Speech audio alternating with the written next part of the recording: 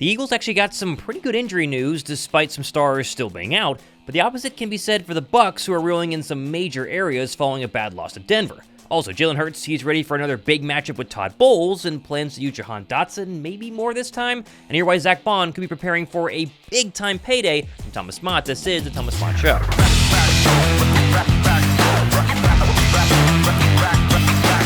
Injuries are never really fun, more I guess sexy to talk about, but with the Birds continuing to reel from that costly win versus the Saints on Sunday, we got some updated info on where Philadelphia currently stands as they prepare to fly down to Tampa to take on Baker and the Bucs. First though, how about the good news? With Mekhi Becton confirming he did in fact tear a ligament in his left finger, but has assured everyone he will play as he will wrap it on Sunday in order to go against the Bucs. Lane Johnson, how about this? He was at least spotted at practice yesterday. You can see here kind of stretching off to the side, which isn't the best news because obviously he didn't actually practice. But DeVonta Smith, who's also in concussion protocol, was not even there. So it's safe to say Lane is probably a little bit further along in his progression overall. Darius Slay also at practice, and he did actually participate and should be fine following the knee tweaking on this kind of dirty hit out of bounds by the Saints offensive lineman, but at least you get good news that big play is probably going to be out there. Oh, and how about some video of City Brown working out on the side, again preparing for what's likely going to be a Week 7 return following the bye week in a couple of weeks. A.J. Brown and DeVonta Smith, as predicted, did not practice today or yesterday, and honestly, with the bye week looming, the odds don't look great for either of the top two targets to be anywhere close to a football field in the coming days. Something Nick Sirianni, I guess, technically echoed during his presser yesterday, but also tried to be a little bit mysterious. You know, the guys, obviously, that are in the concussion protocol, I won't comment on that. They're working hard to get back. The other guys, you guys will have an injury report later today. We'll see how that goes. We're doing a walkthrough today. Just with how we came out of the game and, just what's best for these guys' bodies at this particular point. And we'll have a good, tough practice tomorrow.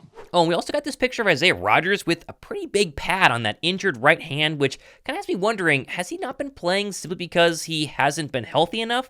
Like, obviously, he's practicing right here. He can run on his legs, but can he jam receivers at the line? Can he catch it all? I guess maybe that's why he has been out. Hard to say, but that's still a pretty big pad for 3 weeks after an injury. Now, today is your last chance to vote me as the Eagles NFL Fan of the Year, which is super easy to do, and you're going to be rewarded for it, or at least one of you will.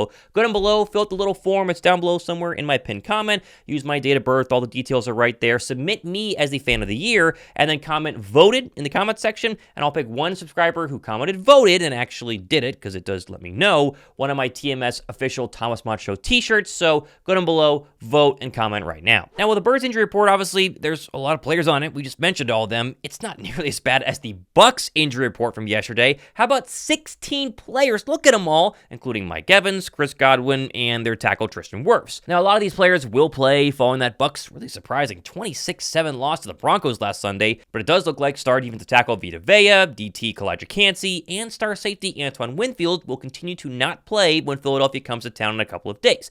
Perhaps even the Birds' rushing attack some added opportunities to help maybe carry what is going to be a very limited Eagles offense, to say the least. Vea, for instance, has had the Birds' number the past few times they played and really created some massive issues for the Birds, especially in that wild card loss last year where Swift, Gainwell, and Hurts combined for just 42 yards on the ground.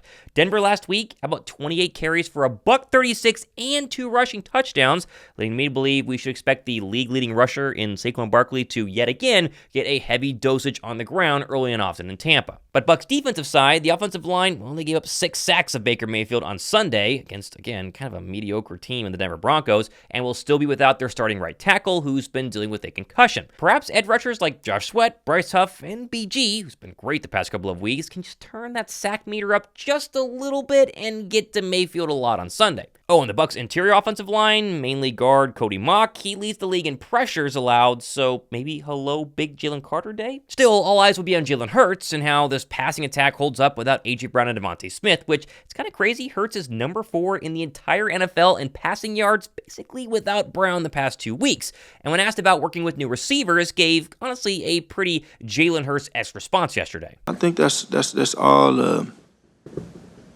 a product of what the identity of your team is, and we've got guys coming in and, we know what their roles are.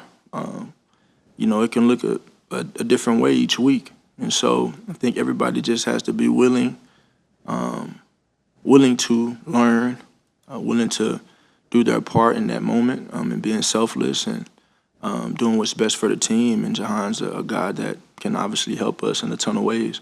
Reinvented and changed. I don't think those are the words. I think that everybody is here and has something that makes them great. And so it comes down to putting them in positions to shine in the places that they excel. The star receivers or not, Jalen has got to deal with Todd Bowles, who really has had Hurts' number the past couple of times they played each other, mainly due to the fact that Hurts, historically, has been very bad against the blitz. And this season, the Bucs are obviously still blitzing a ton, but Hurts is a little bit different than their last meeting, as he's now the 4th best PFF passer against the blitz in the entire NFL, and proving in an area truly that I never thought was even possible based on kind of how he did the past few seasons. If the Bucs do bring a lot of pressure, which I'm sure they will, here's to hoping Jalen continues to have the right answers to make Todd Bowles and company pay. Now, also speaking of Hurts and the wide receivers, as we heard earlier, Hurts mentioned Jahan Dotson as someone who obviously needs to step up, get more reps. What's crazy, though, is it's not like Dotson was a bum the first 2 seasons he's been in the NFL. He had 83 targets in Washington last season and 11 touchdowns his first 2 years in the league. And obviously, he wasn't playing alongside A.J. Brown or DeVonta Smith, but I'm really hoping it's just a matter of time before Dotson breaks out, learns the offense, and starts to contribute like we paid him, or at least gave up a third-round draft pick to acquire him for. And if you believe what Dotson said yesterday, he feels like this is going to be the week where things start to really click. Extremely comfortable. That just is a test of the work that I put in every single day. Trying to come out here and get better and make sure that I'm prepared for the moment. Because I don't know when my moment can be or will be, but making sure when I'm in that moment, I'm ready for it. Because honestly, when you get that moment, no one really cares if you're ready for it or not. You just better be ready for it. So I'm making sure that I'm ready for it. I know I am, and I can't wait for it. If I was Kellen Moore and Jalen Hurts, I would get Dotson the football as early and often as possible. Reverses, screens, short passes, 5-yard gains, 10-yard gains. He needs confidence. That seems to be the main issue here. He's not confident in getting open and even really being targeted by Jalen Hurts. Build the confidence early, and hopefully he can get back to kind of the normal Jahan Dotson we were at least used to seeing last year on Sunday versus Tampa. Now, someone whose confidence has really been through the roof the first couple of weeks has been inside linebacker Zack Baun, who currently leads all defenders and tackles that lead to negative EPA in the entire NFL, and currently sits number 2 in the league in total tackles through 3 games. And his role definitely expanded versus the Saints as Fangio started moving Baun all over formations last week, including edge rusher, which maybe could further unlock 53's potential as shown here by NFL insider Brian Baldinger. I'll do a whole deep dive on Zack Baun in this game, but this play on 4th and 1 probably decided the game. Here comes the tight end across the formation. Foster Moreau to block him. Bam! Bam! Like you just melt that bucket, and then you take Kamara and you pull him backwards. And he can't get a stinking yard. Zack Baun made that play. He got help, but he played one hell of a game. He leads the NFL in tackles right here. Watch this play.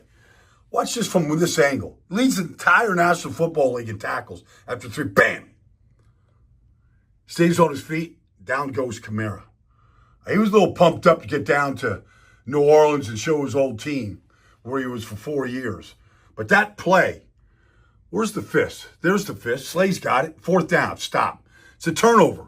Huge play in the game. My only question with Baun going forward is, how much longer will Howie Roseman wait to actually extend Baun, who currently sits on a 1-year, $3.5 million deal? Seems like the more games he dominates, the higher that price is going to go up, and for an Eagle team that has lacked really good linebackers basically my entire life, sooner rather than later with a nice extension for Baun honestly makes a lot of sense to me. Either way, though, Baun, it's just crazy. He just seems pumped to be there, excited to be needed by a football team, and excited to learn as much as he possibly can going forward in this Eagle defense. I think we're just playing good team defense. And then effort and energy is always there. That's one of our core values, is playing with effort and intensity, and that's what I'm doing. I always knew. Coming here, I just wanted to prove it to myself that I can do this and I can be a good backer in this league. Fixes weren't difficult things. It was just being on the same page it came down to execution, and talked to some guys, got everyone on the same page, and we executed last week. Sunday is such a big opportunity for Philadelphia to obviously get an NFC win, go 3-1, but coast into the bye week, hopefully getting everybody healthy and gearing up for what could be a snowball effect roll to the latter part of the season with a strong, full-force NFL team in Philadelphia. Injuries are always going to pop up. You always have to deal with them, but getting them out of the way now, hopefully, winning and staying 3-1 could be a massive, massive boost for the confidence in this football team and hopefully their win-loss record going forward. Now, I have plenty more stuff happening the next couple of days. At least that's the plan, although I'm in Atlanta and we're about to get slammed by a hurricane, and so will the power stay on? Will it not? That remains to be seen. Be safe out there. If you don't see any shows from me, it's because I don't have power, but hopefully that won't be a problem. I'm Thomas Mott hanging out on a Thursday. This has been the Thomas Mott Show.